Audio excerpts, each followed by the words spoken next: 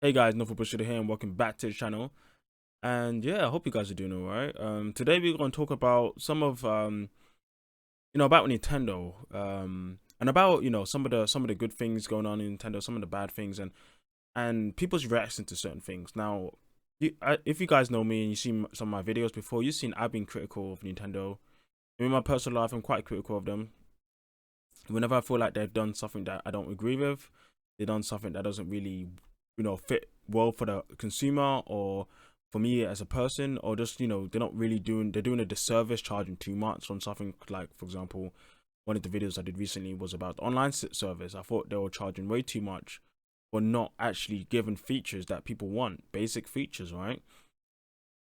And then recently I was thinking about when the direct came, and I started seeing a lot of people on Twitter calling, trying to call out Nintendo and saying that people need to call out Nintendo for not making Mario Kart 9 and charging, you know, 20, I think in the UK it's like £24 for the DLC.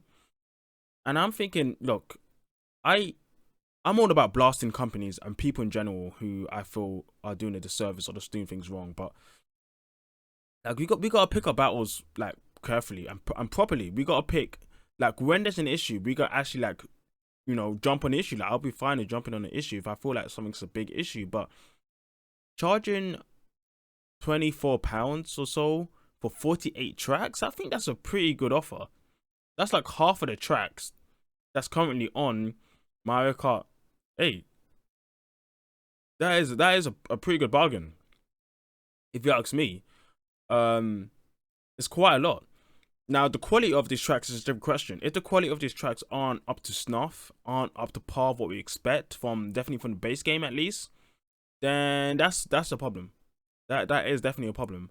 There's been some talks about maybe a lot of the tracks have been ported from Tour and they're looking a bit rough. I'm willing to wait until the thing comes out. That's why I'm not pre-ordering any of it. I'm not gonna buy it until I see.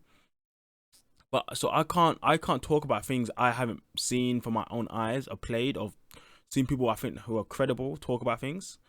So I won't talk about those things yet. I can't make a judgment on that. But despite that, what we can make a judgment is the price and what they said they're offering, and that's a pretty good offer. And I feel like there's some people who just want to jump on the rhetoric that it's fun, it's cool, it's the cool thing to do to hate on, let's say, Nintendo in this example, but many other companies, even when things aren't really like that bad. Like if something was really bad, I'll be yeah, let's go, let's run this down. Like let's get people knowing this. We gotta talk about this. Like this is an issue. But in this scenario, I don't think so. I think people are just jumping on the bandwagon of hate because that's what they used to. They used to hating on all Nintendo's actions. So whenever Nintendo does something, even though it might be good, they won't say anything. They'll be quiet, or they'll still try to find some type of reason why everyone should hate it and why you should attack them. Now for me, if they should, like I said before many times in this video already, if they do something bad, oh, straight out blast them. I'll be like, no, I don't like this. Ideally, I'll do it critically, so I'll give some actual examples of why it's bad, what they could do to fix it, and so on. I don't just like blast things. I always try to be constructive, sorry, with my criticism all the time. You can see that from my Monster Hunter videos. But yeah, and if they're doing something good, I will say, yeah, it's great, And this Mario Kart DLC so far, for the price, for how much we're getting, I think this is a pretty good offer. It's actually a pretty good offer. Yeah, I know people would prefer Mario Kart 9, and I think Mario Kart 9 would be cool, but I mean, Mario Kart 9 would be more of just Mario Kart 8, right? I mean, maybe they'll add some new mechanics, but if they feel like, they can ride out the wave and create, bring Mario Kart 9 on a new system, so maybe it's only on the new system and it has so many new features and so much new things that, they wouldn't be able to do on the Switch. I think that's pretty cool. That's the case. We don't know yet. That's a speculation. But I can't be one of those guys who just hate just because that's what everyone does. No, I'm gonna speak in my gut. I'm gonna speak with my mind and what I think. And I think that's the issue, man. These people these days, they just jump on stuff because everyone else is jumping on it.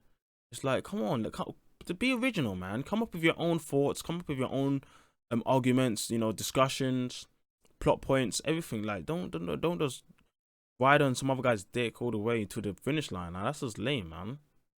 Be better. Now come on.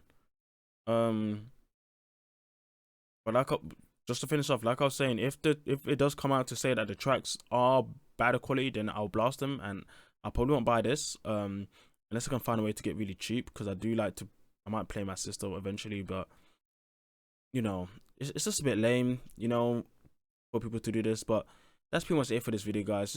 I just wanted to get off my chest, really. Been seeing it quite a lot. Let's just be honest, man. Let's be honest with what we're talking about, and you know, it will just hopefully it can bleed into people to be, you know, better people overall. But yeah, that's Nova Bushido, and I'll catch you guys next time. See ya.